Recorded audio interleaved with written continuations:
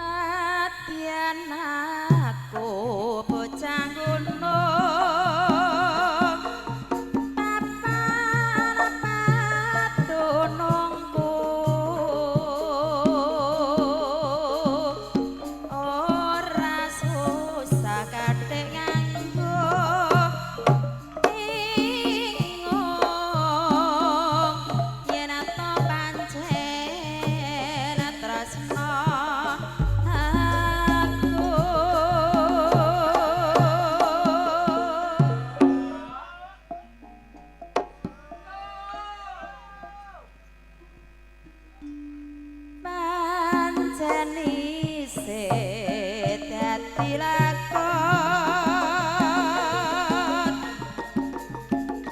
ninggake Sri Ramu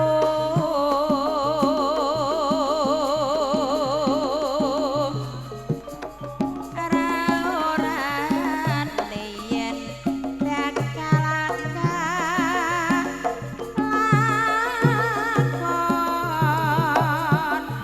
para pisahan karo aku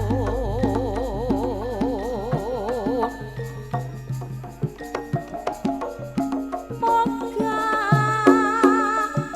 moga aja nganti gawe-gawe ya Allah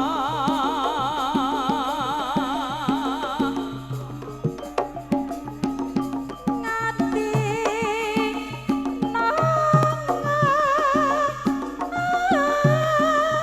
tina beno ing beda elang ya mas ya mas ya mas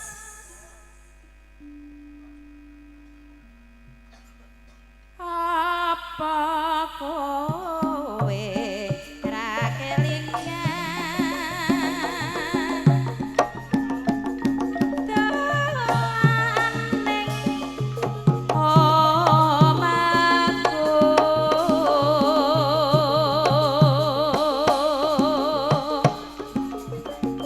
ana latar padha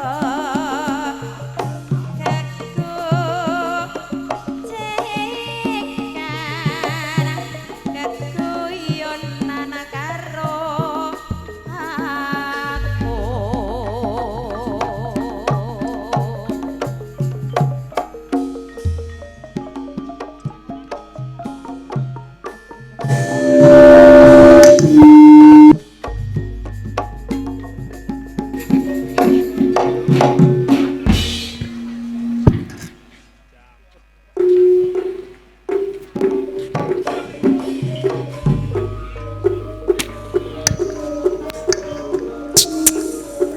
Jawa Purwo tunggal basane Baskara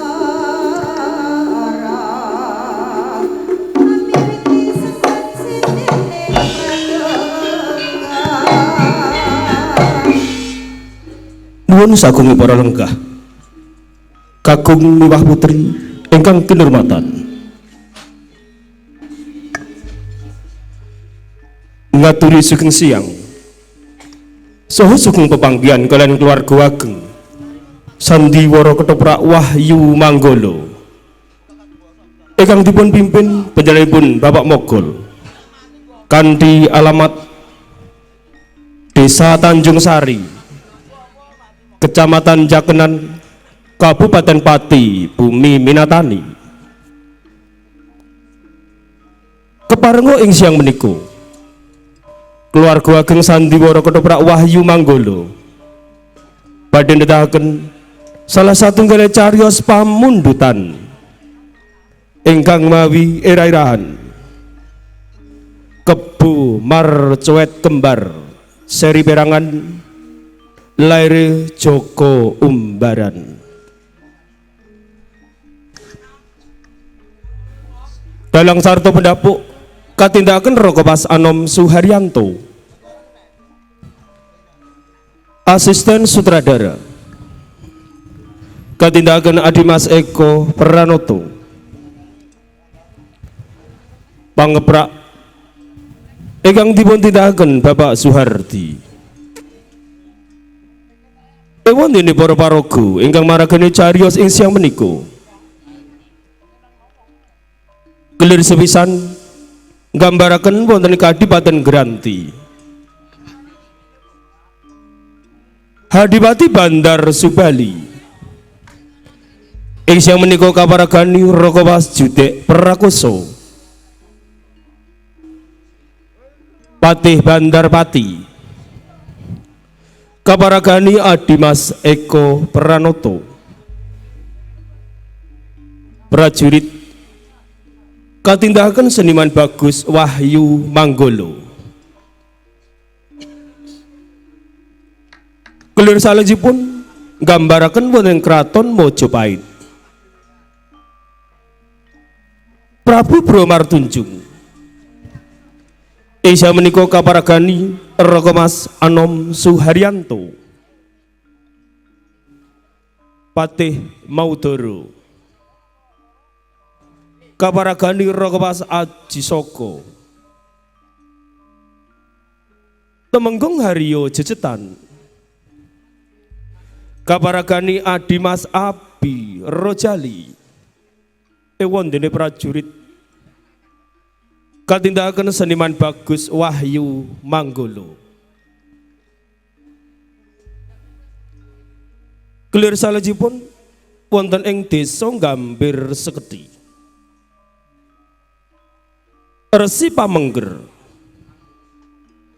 kaparagani Bapak Begek Ariwarsito Mercuwati kaparagani Mbak Ayu Sri Poncowati Joko Mercu utawi Kebo Marcuet ing siang menika kaparagani Rakawas Andi Prasetyo Sumarsih kaparagani Nimas Tata Wulandari Wiro kaparagani Adimas Kundi Asmoro wondene Brojo kaparagani Adimas Arifin Sirgar Dewi Jinggowati Isya menika kaparagani Nimas Menik Widyawati Joko Umbaran kaparagani Adimas Bagong Sutresno Kebo Marcuet Palsu kaparagani Adimas Abdul Sutopo Joko Pujan kaparagani Adimas Riko Saputro wondene Dayun Bapak Tulkiyem ing sing menika kaparagani Rakawas Bagus Suyanto Dewi Nilampati ing sing menika kaparagani Limas Diah Maharani wondene Lamsari kaparagani Nimas Uut Sutriyana Repat utawi dagelan ing saya menika katindakan Cak Sariman Cak Sendor Adimas Rokim sarto Bapak Mogol wondene emban katindakan Sicup Arum Somplak Kabiantu Siswak Indah Kalola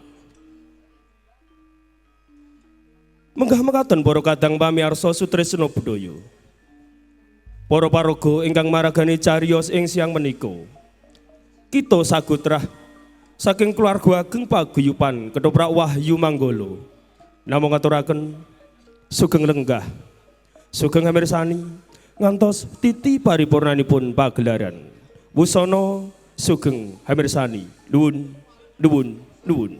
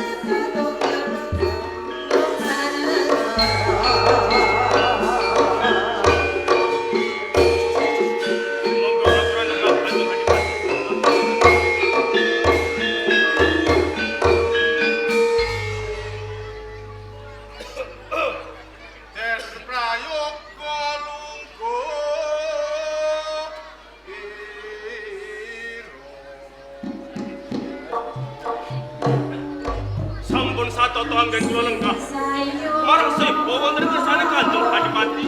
Mandar sebalik.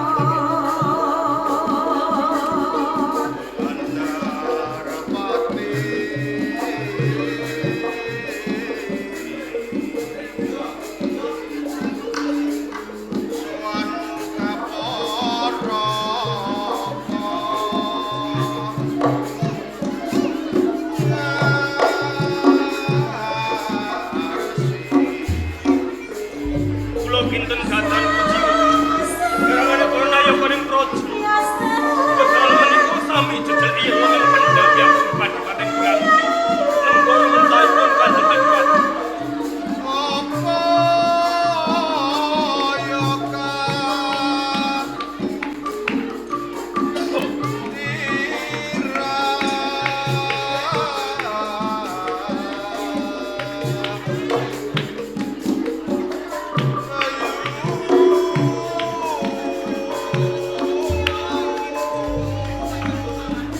Mati, Adipati. Imbalan. Coba enggal mati. Saken dawuh Kanjeng. Sowan kawula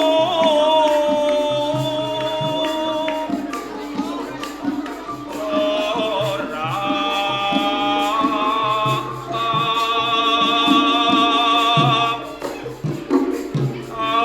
arjo.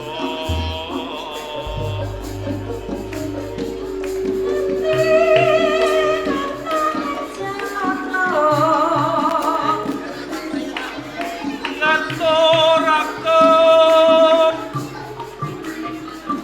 caos sembah mugi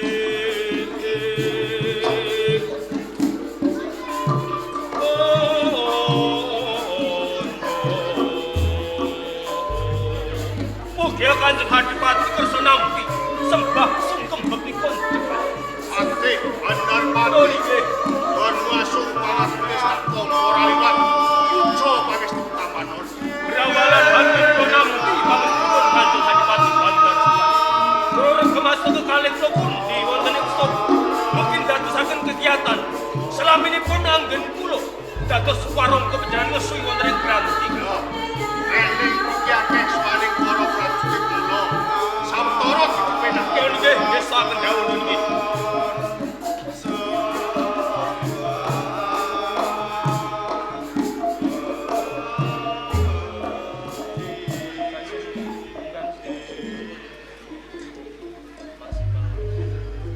kabeh prajurit ing Kabupaten Granti ora pilih siji antaraning loro.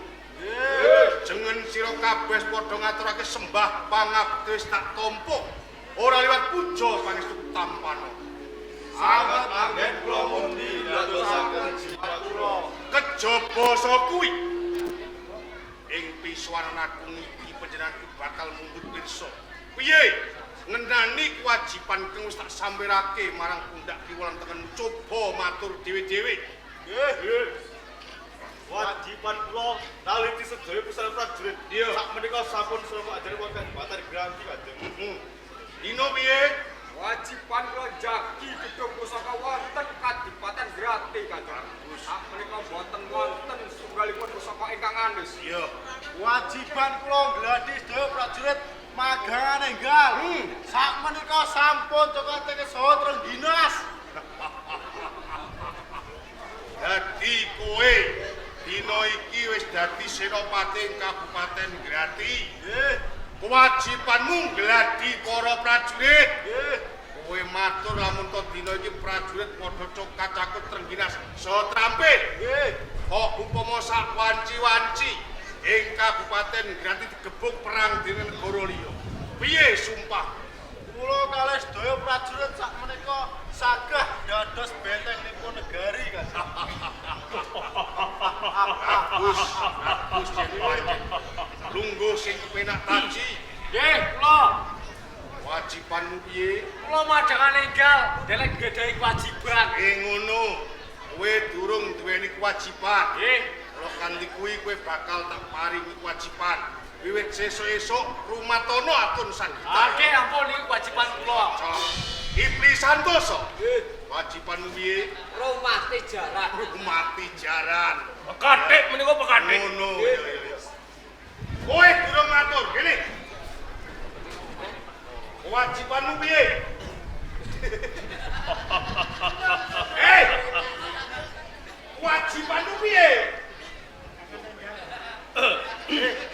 Yo nggih. Karepe bocah iki piye, Teh? Boten ateges menika klerwo dateng reh perintah panjenengan.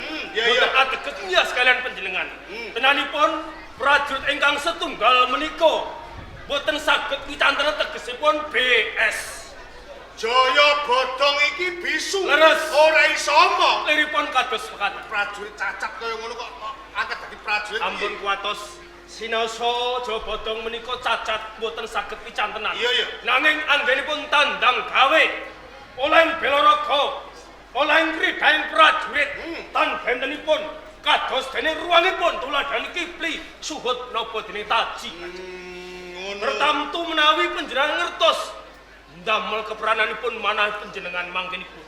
Bagus. Jeneng prajurit sing dibutuhake ora omongane nanging nalika Tandang gawenipun. ana ing rono maneh. Leres. Lungguh sing penak ya. Bali marang jeneng sira. Kanjeng Hadipati nuwun nggih. Sakwise satata lungguh panjenenganku bakal mundhut pirsa. Kepiye menani mubahmu ing swasana katentreman lan uriping para kawula ing Kabupaten Granthi. Mboten kinten babar pisan Kanjeng. Iya. Selaminipun panjenengan jumeneng nata wonten Kadipaten Granthi kirang langkung 2 taun kepungkur. Iya. Suasana benten kalian wedal menika.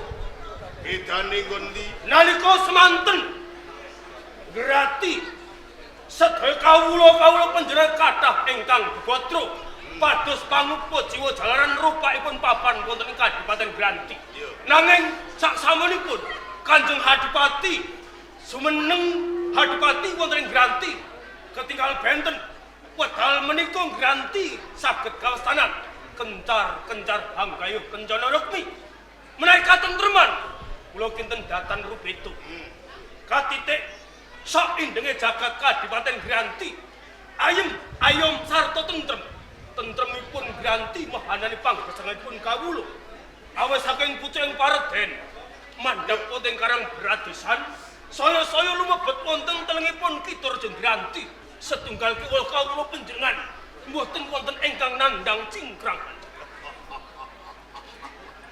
Rumangsa bombong, rumangsa marem sakjroning atiku. Sakwise panjenenganku midhangetake apa sing dadi palapuran iki. Mula kanthi kuwi tak jaluk kanthi banget pakaryan sing becik kudu tok lestarekake geng supaya ing mengkone tinular marang kandhane kabeh. Duh Kanjeng pidana menapa mangkenipun ingkang kula tampi menawi kula menika mboten nuhoni sedaya pangandikanipun Kanjeng Hadipati Bandar Subali pinangka pepunden kula. Kejaba saka utih mesti sakjroning atimu tuh tandha pitakon apa to sebabe nganti aku ngrangsekake biswananku. Leres miturut petang wedal menika dereng titiwancinipun. Iya. Menawi Kanjeng Hadipati menika nganakaken parabatan ageng wonten Pendapi Agung Granthi. Ewan dene Kanjeng Hadipati menika utusan kalian kula supados ngempalaken sedaya kawula lan nayaka praja wonten Granthi. Supados merak seba wonten ngarsa panjenengan duh Kanjeng tuhunipun wonten bab lan perkawis menapa monggo enggal-enggal dipun andharaken Kanjeng. Satenane pancen wiraka sing dadi kandhamu nganti aku numpukake kabeh para nayakane negara pancen kuwi ana perkara kang tansah ginubel sakjroning atiku nganti dina iki durung bisa ndak dalu. Sahrene panjenengan sampun dipun adhep sedaya nayaka praja. Menawi boten kaweratan, monggo panjenengan enggal-enggal paring sabtu sinten ngertos mangkenipun sedaya kawula panjenengan saged bebantu ngudari ribet ingkang wedal menika dereng saged dipun udari. Ya, perkara kang tansah ginubel sakjroning atiku iki ana sambungane marang sedane wong tuaku Rama Hadipati Hara Subandar Kala Semar.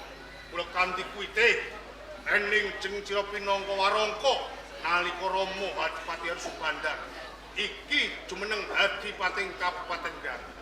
Mesti jeneng sira ngerti lembarane sejarah kang wis kawula. Mula kanthi kuwi tak jaluk kanthi banget gelem jeneng sira kandha blaka apa ana. gamblang lan wijang. Tenanipun kula mangertosi lelampan-lelampan sambet kalian jati diri panjenengan Sudarmo panjenengan Iya. Kanjeng Adipati Arya Subandar. Kanjeng Adipati, rikala semanten Majapahit tuwuh dahulu.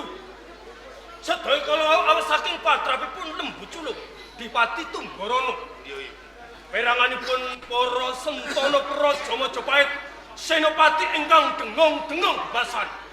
Boten saged ngendarat patrapipun Lembu Culuk malah kapor kathah ingkang dados korban. Rumas kekes penggalipun Sinom Prabu Bromatunjuk satemah nganakaken giri Sayembara.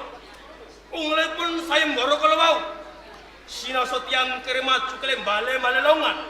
Siji saudon loro saurupan. Cilik saged ngendarat Lembu Culuk gedhe merjaya mangkenipun badhe nampi nugroho.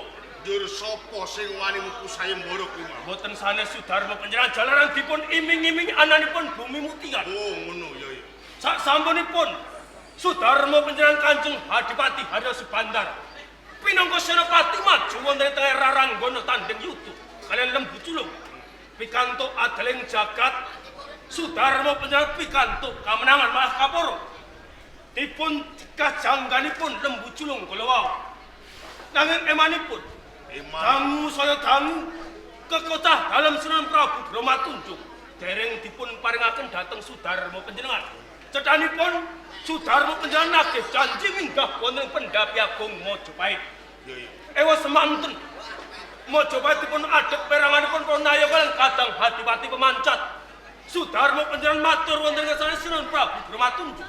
Nanging semunipun awel badhe caos ganjaran dhateng Sudarmo panjenengan. Rumas dipun apusi sak temah marang amuk wonten Pendhapi Agung Majapahit. Malah kaporo dinakwo badhe nunggak semi patrapipun Lembu Culuk. Saged karangket peranganipun para senopati lan prajurit Majapahit Sudarmo panjenengan. Sapanjunge Jumbuh dawuh dalem Sinom Prabu Bromatunjuk. Sudarmo panjenengan tabuh pulu enjang. Dipun pancong wonten alun-alun. digantung ning alun-alun.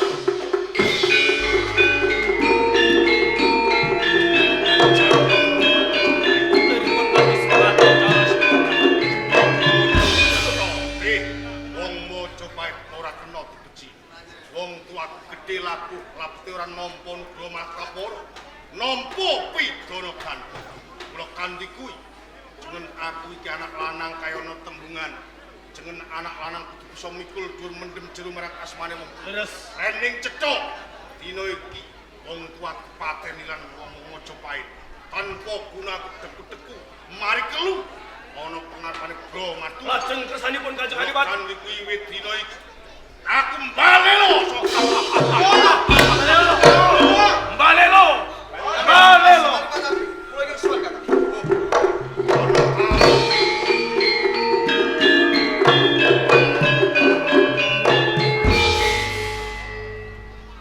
Haryo Jejetan alias Abiro Jali. Kakang Bandar Subali. Sakwise satata lungguh pun Kakang bakal nyusung pawarta.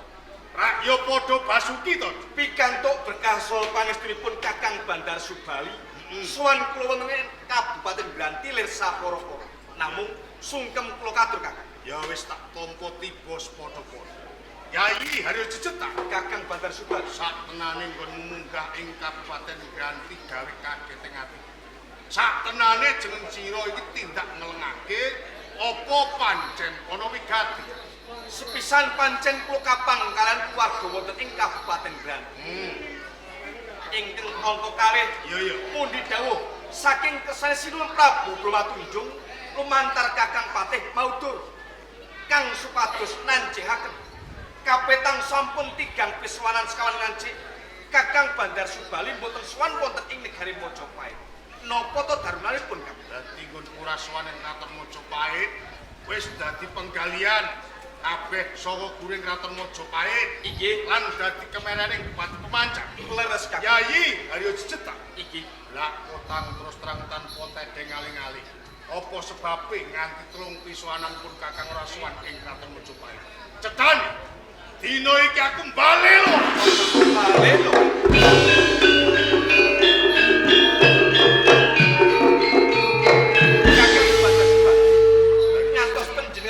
badhe umbaleo tartamtu wonten sabab lan musabab. Pancen Lajeng sebabe mergo aku ora nrimakake bab sedane wong tuaku ngrikala semono digantung ing alun-alun Kraton Majapahit. Kuwi dasar Kakang Badar Suta karo dicetak. menawi to panjenengan kepengin sabelopati kalian Sudarma panjenengan menika bab kapribaden panjenengan.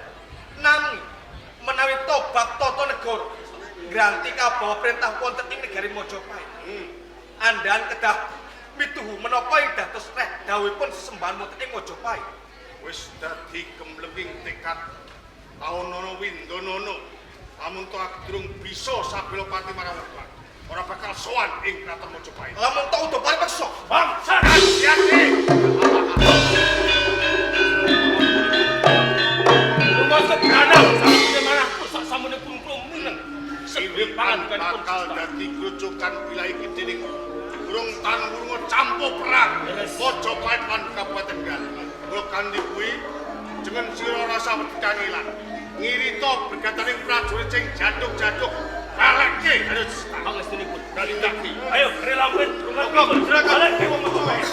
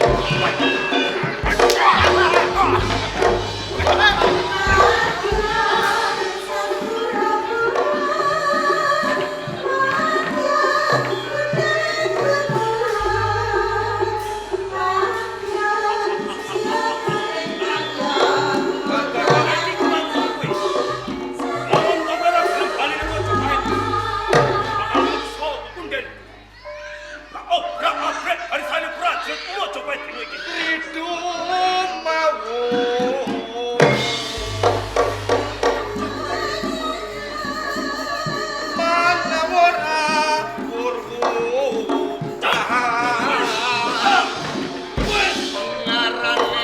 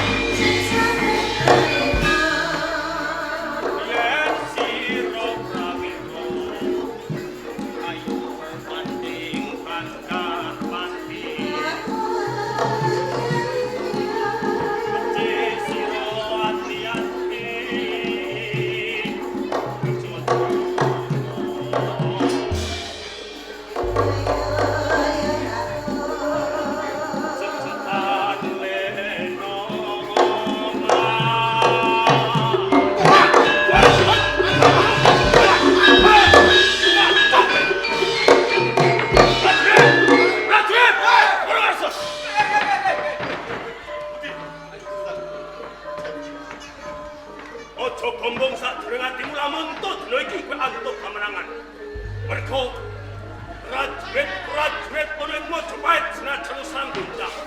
Sak jejetan mesti akeh lawan Senopati sing kemenangan. Mula sok kuwi tak jaluk kowe kabeh harus keker